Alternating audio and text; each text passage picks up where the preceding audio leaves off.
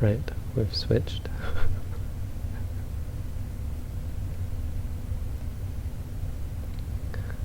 I thought I could. I thought we were still at the introduction screen.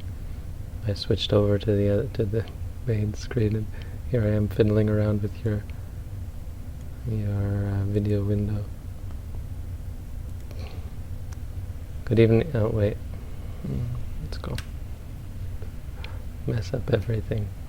Good evening, everyone. Broadcasting live. Welcome to our live broadcast. There, I managed to mess up the whole introduction.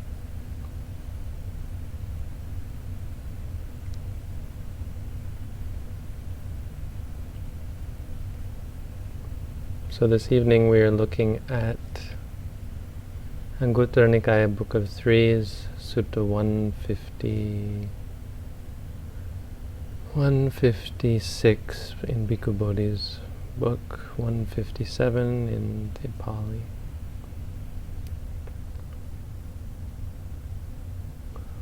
The Achelaka Vagga? I don't know. Yeah, Achelaka Vagga.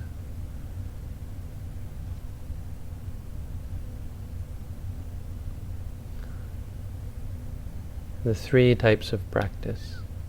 This is a simple teaching. I don't know that there's that much to say about it, but it's worth noting. The Buddha mentions three types of practice. Agalha patipada, the practice that is coarse or rough. Coarse may be the best. Nijhama patipada, number 2. Nijhama means burning, the inflamed. Bhikkhu Bodhi says blistering practice. And number 3, Majjhima Patipada, the middle practice.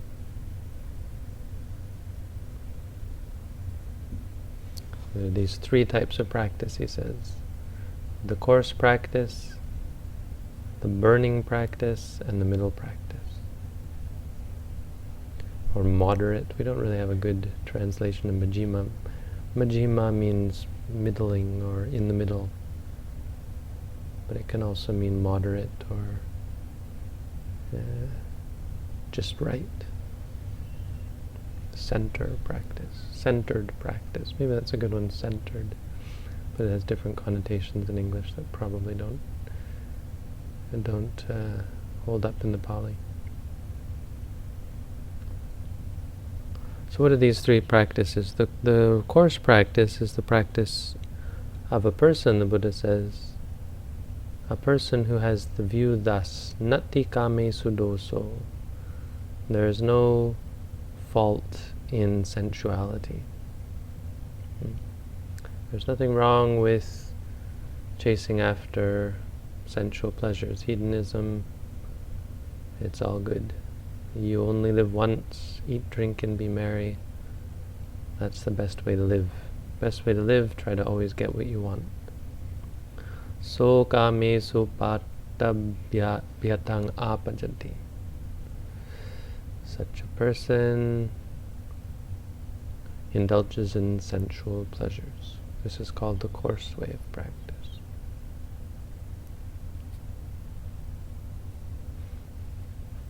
So this type of practice is probably the most common.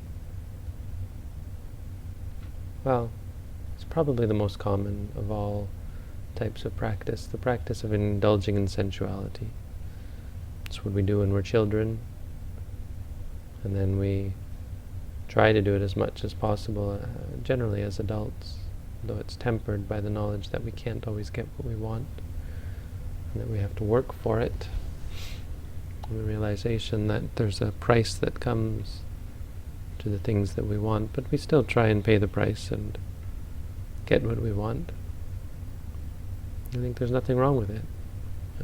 This is why it's very difficult to come and practice this type of meditation, because It's hard to see that there's anything wrong with just doing what you want, Why would you want to avoid or prevent the mind from giving rise to the desires when the desires are what lead to the pleasure? No. The pleasures are what make us happy. That's what people think. So that's the first type of practice. Second type of practice is the burning practice. And burning, there's a double meaning here, because in India, even before the Buddha, there was this practice called tapas. Tapas means to burn. And I've talked about this before. If you know anything about Indian yogis or sadhus or siddhis or rishis, this kind of thing, they practice tapas. Tapas means to burn up the defilements. The idea was you could torture yourself. You do something that's extreme, and it would burn up all the defilements with the power of it.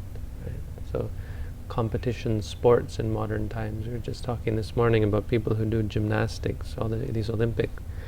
I don't watch the Olympics, of course, but we were talking with a woman who was watching, and I was just saying, really these young children who are pushed into it, and then they really push themselves quite hard and can really hurt themselves. But there's but they push themselves very hard. That's the point. People who work very hard. This is the kind of thing when people have the idea that the best way to live is to work really hard. Work yourself to the bone. Work your fingers to the bone. Work very, very hard, and that's the good life. You've done something worthwhile. You've worked really hard. I think that's along the same lines as burning. You feel like you've burned the midnight oil. No, you've created energy. You've focused energy on something, and you've created something through the power of the burning of your energy. But of course, the most extreme example is those people who actually do undertake to torture themselves. So the Buddha lists a whole bunch here. He says, someone goes naked, someone licks their hands. I don't know what that's all about. It's apparently a practice. Not coming when asked, so they wouldn't. Something to do with coming for food. Someone says, "Oh, please come and receive alms." They wouldn't. If you didn't bring the food to them, they wouldn't eat it. They wouldn't stop. Some people not stopping when asked. So if they say, "Please stop and I'll give you some food," no, keep walking. And if you don't, just put it in their hands as they're walking. I mean, the idea is to get very little, to make it very hard on yourself, because who's going to want to give to some guy who doesn't stop, right? Let alone doesn't come. He doesn't even stop. He doesn't accept food brought or food specially made. He receives nothing from a pot, from a bowl, across a threshold, across a stick, across a pestle. From two eating together, he wouldn't accept from two people. All these crazy rules. From a pregnant woman, from a woman nursing a child, because the idea would be taking from the child, I guess. From a woman being kept by a man, so no one who's engaging in sexual activity. From where food is advertised, so if someone says, "Oh, there's food here," can't go. From where a dog is waiting, if a dog is waiting, you don't want to take the food from the dog. Where flies are buzzing, so even if there are flies who are waiting to get the food, you won't accept it. Accepting no fish or meat, that's an interesting one. It's one of the few examples where the Buddha actually sort of discusses this, because it seems to be not a proper practice. But here's an interesting one. The last one is he drinks no liquor, wine, or fermented brew. Which is kind of baffling, because that's actually proper practice. I'm not sure why that one's in there. But it may be that they think, somehow by not drinking alcohol, something special comes from them. Comes from that. Because nothing special comes, it's a stupid thing to do, but it doesn't mean you're going to become enlightened just because you're keeping that rule. But of course, if you don't keep the rule, chances of becoming enlightened pretty slim. And it goes on and on. 7 houses, 7 morsels, lives on 1 saucer a day, 2 saucers a day, takes food once a day, once every 7 days. He takes food at stated intervals. He eats only this certain type of food. He wears only certain types of robes, bark fabric, and how interesting this is. He even might wear a covering made of owl's wings. He pulls out his hair. There were actually people in the Buddha's time, I guess, that were, the way they would go forth is they would get a special comb and they would twist up your hair and yank it out. Apparently they would put two boards on your shoulders, take a big pit and put you in the pit, and then put two boards on your shoulders and stand on the boards and yank out all your hair. Stands continuously rejecting seats. Anyway, you get the idea. Tormenting and mortifying the body. This is called the blistering way. I like the burning way of practice. And what is the middle way of practice? Well, I think we all know what that is, but let's spell it out. He actually doesn't mention the Eightfold Noble Path, and here's a good example of how the Eightfold Noble Path, there's something that can be used synonymously for it, and that's the four satipatthana. Four satipatthana are really the key to the Eightfold Noble Path, and it's a way of, it can be used to replace actually mentioning the whole path. Just talk about mindfulness. Kaye kayanupassi viharati. He dwells being mindful of the body, in the body. Atapi, effortful, energetic. Atapi instantly comes from, again, the root tap, which is tapas, which has to do with burning. Sampajano, seeing clearly. Satima, remembering, recognizing. No, remembering may be the best.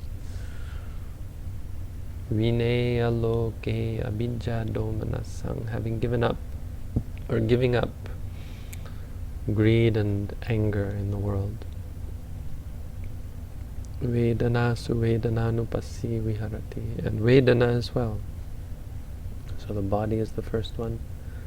Vedana, any Vedana, a pleasant Vedana, pleasant feeling, an unpleasant feeling, a neutral feeling. Chitte chittanupassi viharati, and dwells with the mind, seeing the mind as mind.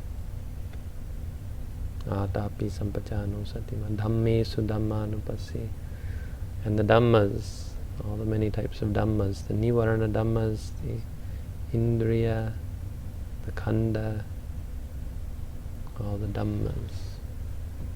Well, basically starting with the hindrances, liking, disliking, drowsiness, distraction, doubt, the faculties of seeing, hearing, smelling, tasting, feeling, thinking, breaking reality up into Dhammas.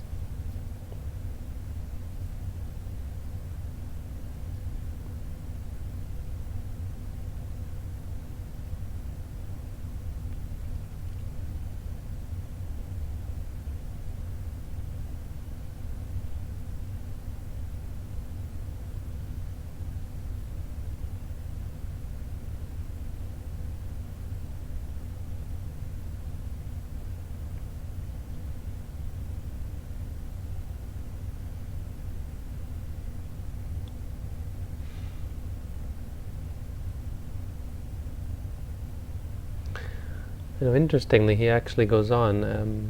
I didn't read on, but the next sutta, so this is 157, 158, replaces the four satipatthana with another way of looking at the middle way, and it's the four right efforts. Iddhipada. No, four. Why does it say Iddhipada? Is it Iddhipada? Wait, no, then they're not the four right efforts.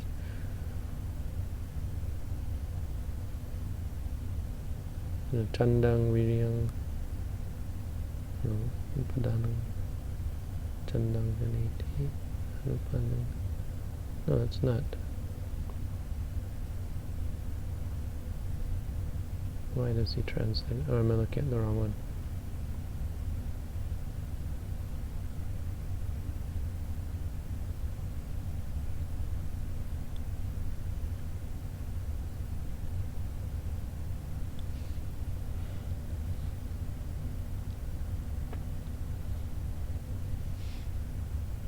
Oh wait, that was 56, 156, right, I get it.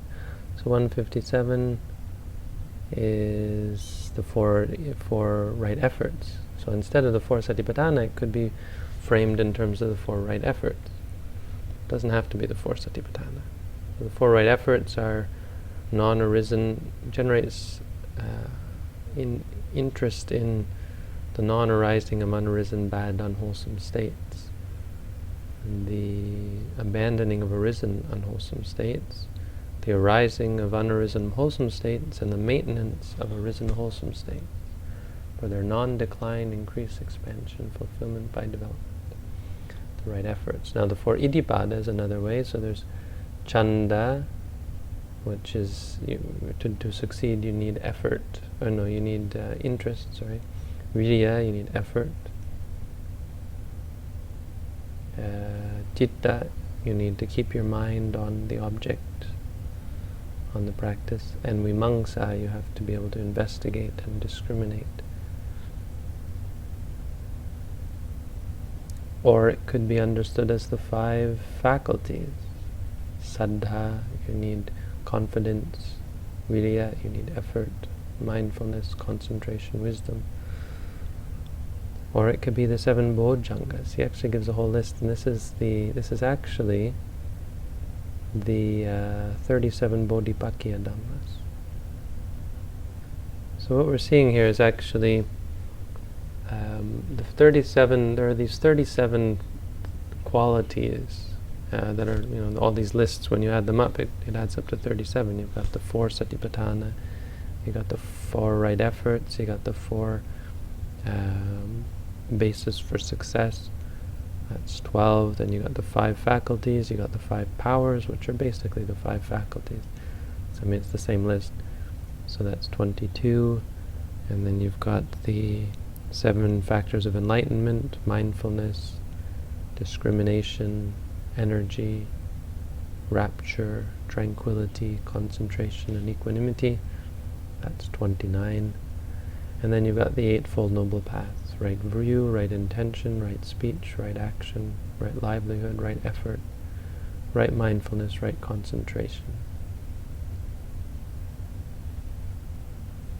And what it means is each one of these lists is a way of looking at the path of practice. I was on Reddit recently, the past few days, just saw something. There's a Buddhism Reddit, and I was just looking, and I saw a thread about meditation, and someone asked a question, so I answered it, then I answered another one.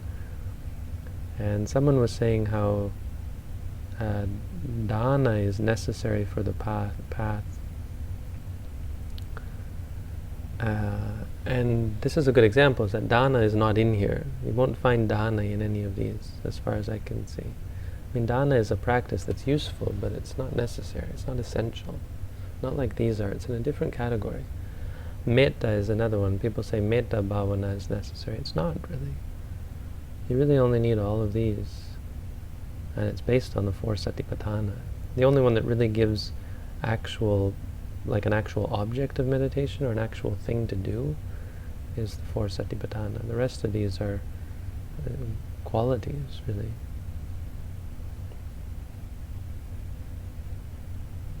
So this is a good example of what the 37 bodhipakkhya dhamma is, what's necessary. But it's based all on the satipatthana, really, which is in turn basically the 5 aggregates. That's where our meditation should be based.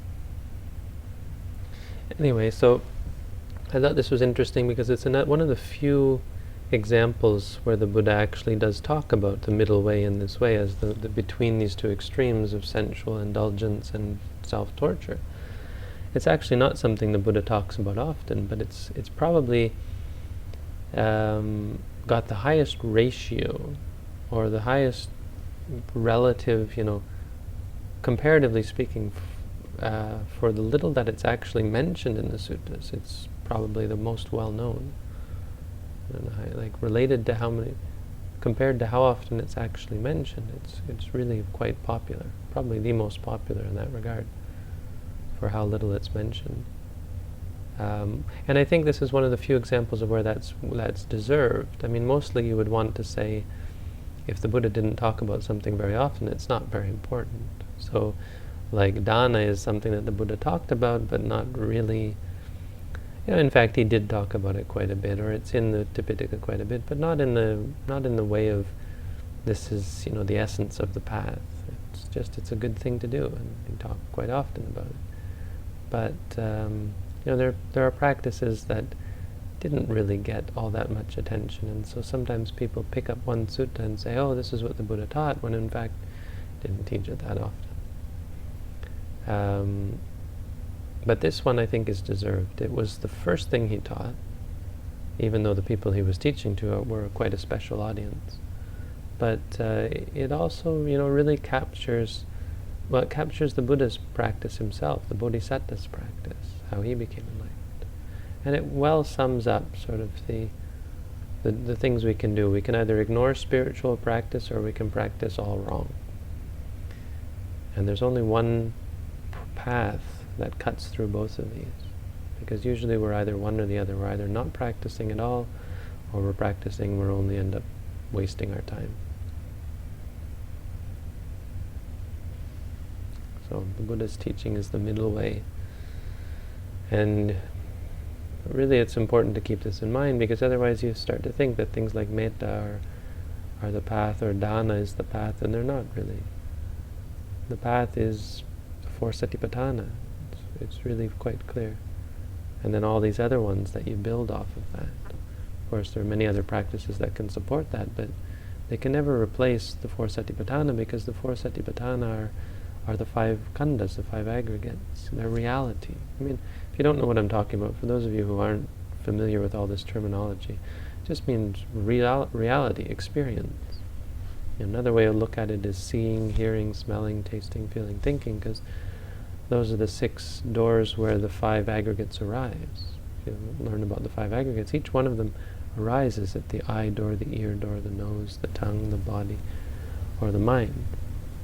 So it's basically just talking about experience. The point is, the only way you can become enlightened is to meditate on experience and cultivate mindfulness based on reality.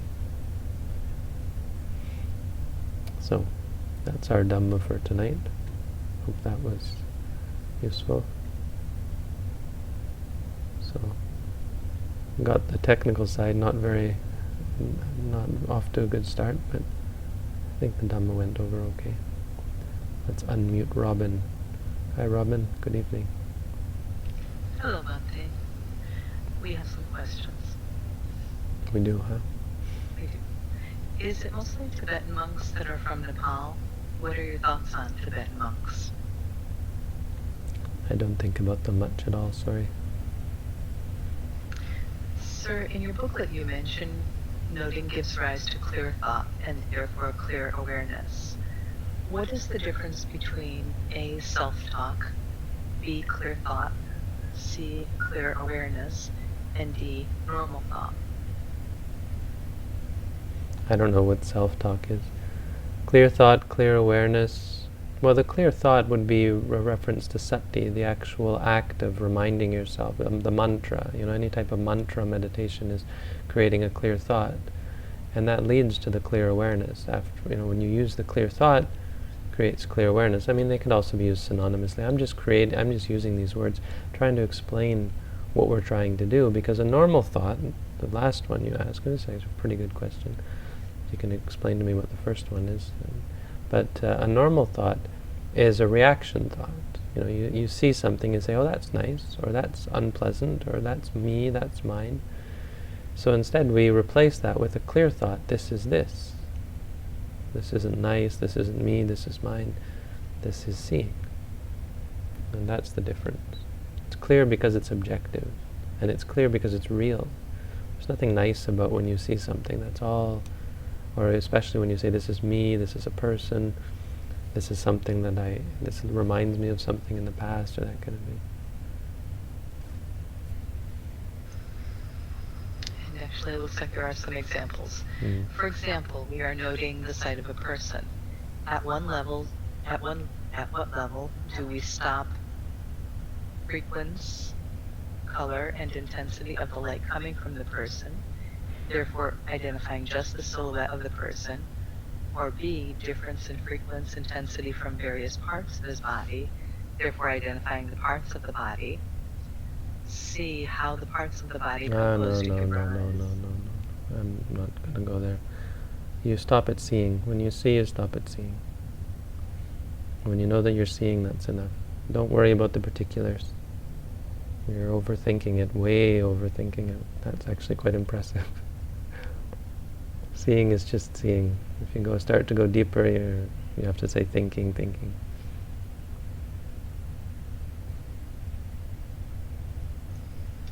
Hello, Bhante. I wonder if you could help me with my meditation practice. I'm trying to be mindful through the whole day, but as a student, I have a hard time listening carefully to my teacher while being mindful at the same time. Yet I am not able to manage to say hearing, hearing, hearing, and listen carefully. Do you have any advice for that? Thanks in advance, and greetings from Germany. You're not going to, it's not meditation. If you're trying to learn something, you're trying to study, you have to study. So you won't always be meditating. Try and find times when you can meditate. There'll be times during the talk where you can remember that you're stressed, or that you have a headache, or that you're tired, or that you have pain in the body, or that kind of thing, or it feels hot, or it feels cold, or even just that you're sitting. Just remember that you're sitting.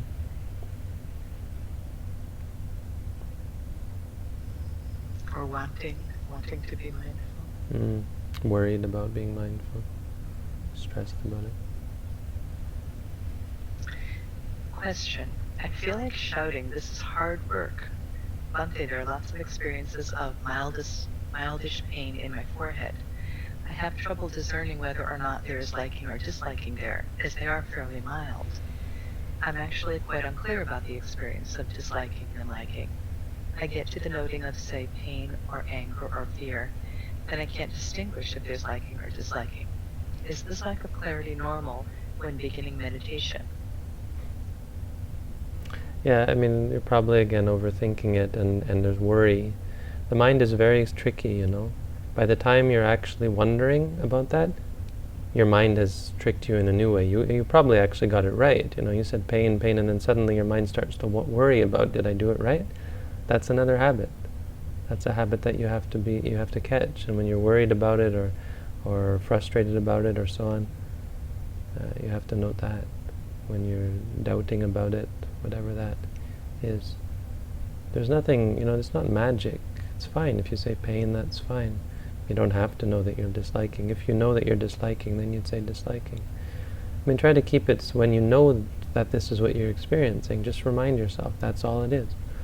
So that's the idea. The idea is to stop your mind from making more of it. There's this thing called papancha that I don't talk about nearly enough, and it really is the key to the whole problem. The Buddha didn't talk about it much at all either, but it's really a crucial little thing. Papancha is this extrapolating of things. I guess I do talk about it. It's the reaction. But it really means making more out of something than it actually is. And that's all we're trying to do. By reminding ourselves, we're feeding the loop back into itself, so it doesn't go outside of what it really is. But yeah, it's hard work. It's meant to be hard work, and that's a good sign. If it got really easy, then you'd have to wonder whether you were really meditating. I had one meditator recently, and I don't know if he's listening here, so apologies. I'm not trying to embarrass him, or them. But they were just doing sitting meditation, and they were having a great time with it, and I didn't realize it. And I said, oh, well, you have to do walking. And they said, well, they do a little bit of walking, but very little. I forced them to do walking, and their whole practice changed, and suddenly it was very difficult and unpleasant and frustrating. I said, oh, good. Now you get to see what's really going on. Now you get a real challenge. We want to make it hard. We want to make it challenging so that we can become stronger. That's what you do when you train. When you train in sports, what do? They push themselves. Try and see what they can handle. But this is mental, We're trying to push our minds to see how much we can handle. Maybe it's like what soldiers do. Push their minds so that they can be more tolerant. We just have a much more streamlined, to be probably very effective if soldiers were to put this into practice. They could probably be just the best soldiers. When I was tree planting as a meditator, I was doing meditation in the evenings and tree planting during the day, and I was just like a machine. Because you can be so focused and undistracted by no distractions whatsoever.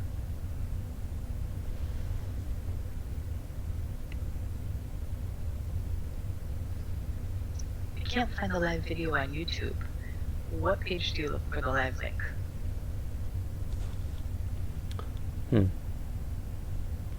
Can't find a live video on YouTube. I don't know. I don't ever watch it. But I have a link for you. Let me see, where is it? It's, well, you just go to my channel, you should probably see it, no? I mean, isn't it right in my channel? Here. Yeah, when I go to YouTube to your page, I mean, it actually has a little red rectangle that says live now. So it kind of jumps out as long as you're on YouTube Dhammo Bhikkhu channel. Yeah, there's I mean, it gives me a link on my dashboard to tell me to give that link to people. But I'm assuming if you just go to... In fact, you know, it's funny, they've changed it now, but you can still go to the old one. youtube.com/Yuttadhammo still works. If you go there, it just now redirects you to the new channel. But I've hopefully permanently got this, what do they call, vanity URL or something? youtube.com/Yuttadhammo, that's me. Facebook.com/Yuttadhammo. Twitter.com/Yuttadhammo. You missed one though, did you not get the first question? Is it not there on your page?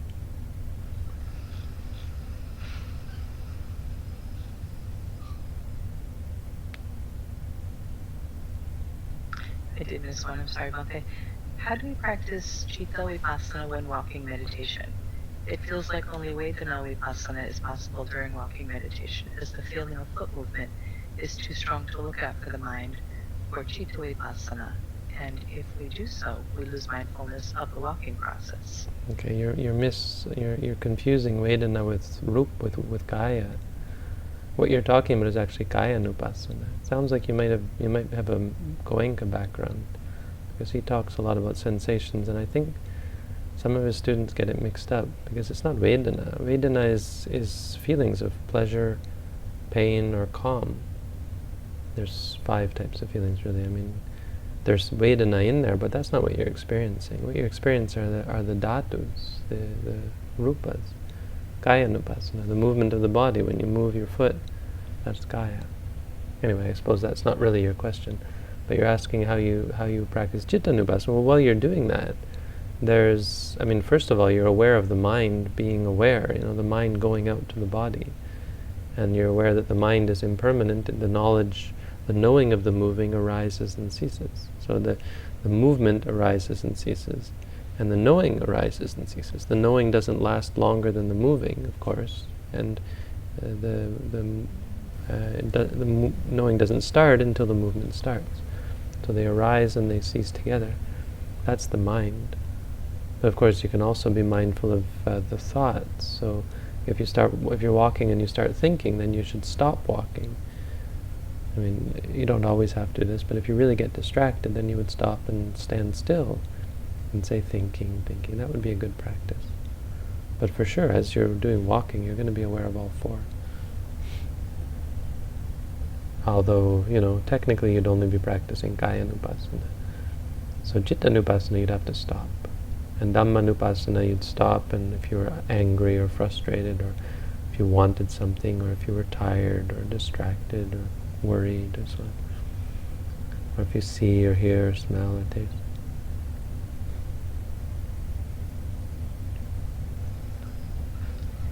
In reference to self-talk, it is the constant voice inside the head. I guess from your answer, it is the normal thought.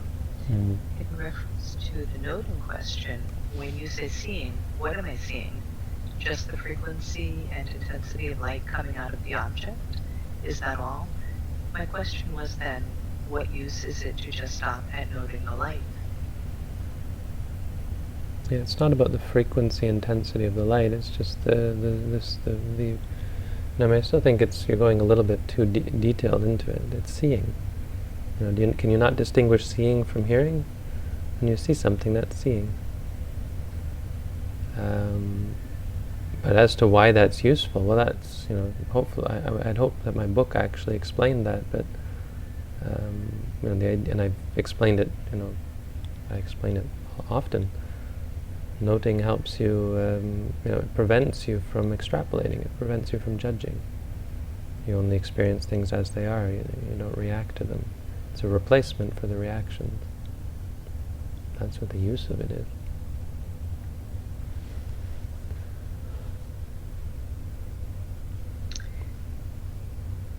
Noting seems to wake up my daughter when she's sleeping.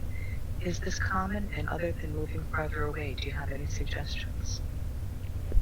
That's really bizarre. I'm sorry, Doug, you asked me this a long time ago and I never answered because I don't really have an answer. Except to say that I can't, it's difficult to believe. I guess I should just believe it, you say it. But, well, have you thought that it might just be coincident? I guess I'm sure you've been through this and it's just too often to be coincidence, but I guess there could be, there can also be some karma, involved. It might just be karma. Because there are stories about this where people are blocked from doing good things, and then every time they try to do something, something gets in their way, and it can just be some strange karma that you have. She might not even be feeling the vibes. It's just the universe is set up to, you've set up your universe to get in your way. It's a very interesting thing to hear about. But, everyone gets this to some extent. Try to go to do a meditation course and then something comes up, or you do a meditation course and something terrible happens to you. There's things that get in your way, stop you from changing your path. They box you in. We get boxed in by our karma, and it's quite common actually. Hey, you said that as well. Really bizarre. Well, maybe you should meditate beside your daughter, and if she wakes up, just meditate by looking after her. It sounds like it's a karma that you have to work through. I mean, whether it is her actually recognizing in the mind, somehow getting on a vibe and knowing that you're meditating, which would be a bizarre reason to wake up. It's still karma. It's the situation that you're in. So you have to do babysitting meditation. Baby care meditation. Child care meditation.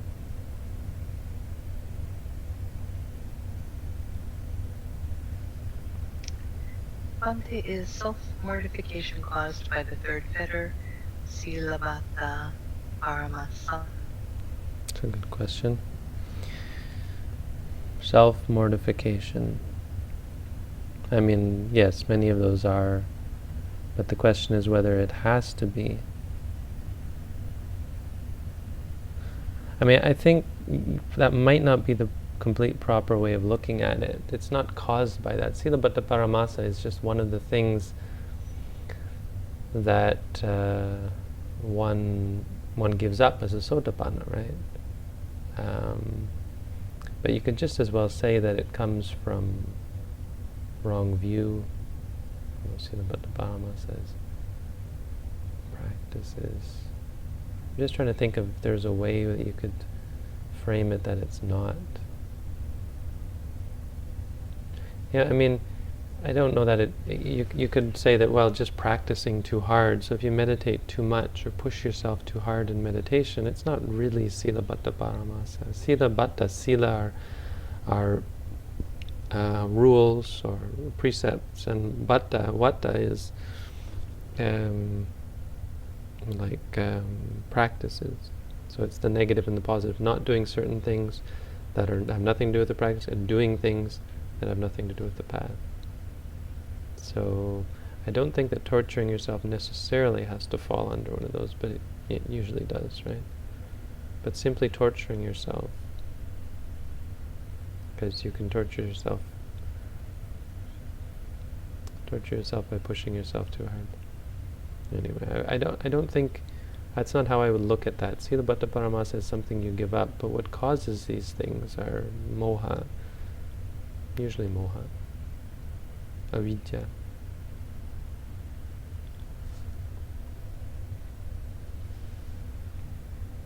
The third fetter is caused by, that fetter is caused by avijja and so on.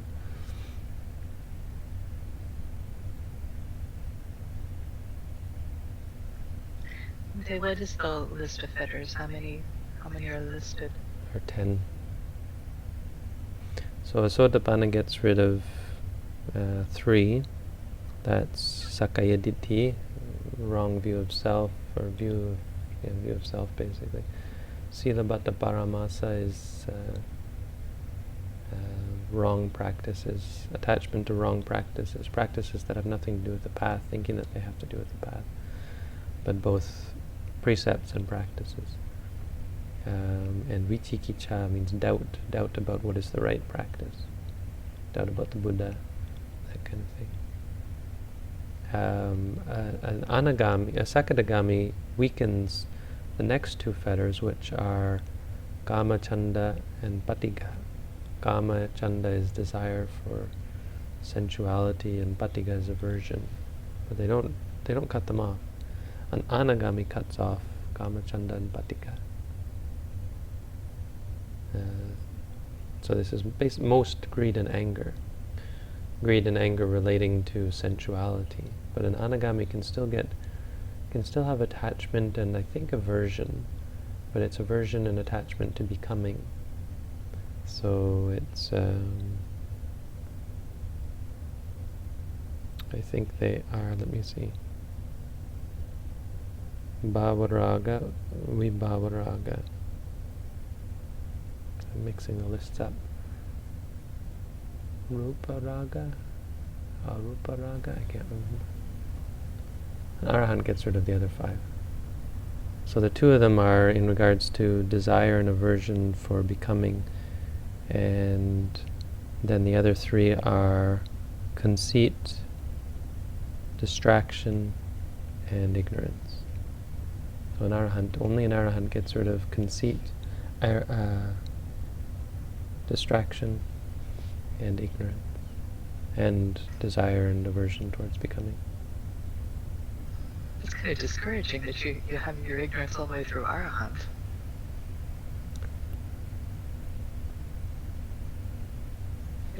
I would think that would be one of the first to go, but no, if you had no ignorance, that's the key. Is you had no ignorance. If you had perfect knowledge, and there was nothing that you were ignorant about, or if you weren't ignorant about the Four Noble Truths, you would never give rise to unwholesomeness.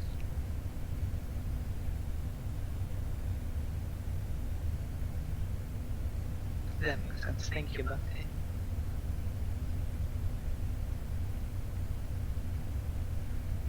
As in torturing yourself thinking it will lead to liberation. That's Sanka's follow-up question.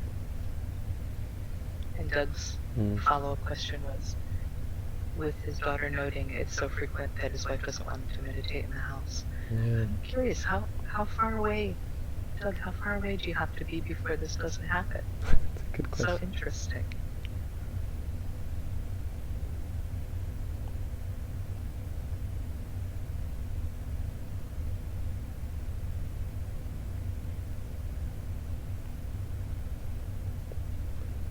All right, well, I'm going to end it there.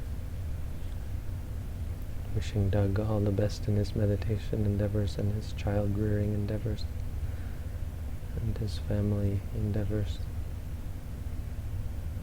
What do you think of the Dharma wheel? You can't see it, I guess, Robin.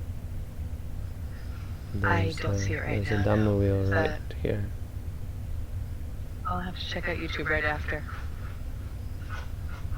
Actually, I was noticing on YouTube, you can't actually see these live streams right away. There seems to be a delay. Yeah. Well, I don't know. I see a delay of about 5 seconds, maybe. No, I mean, when the live stream is over, you can't actually watch it for, I don't know, I actually went to bed and it was probably an hour had gone by and it didn't seem to be up yet. They process it. Okay.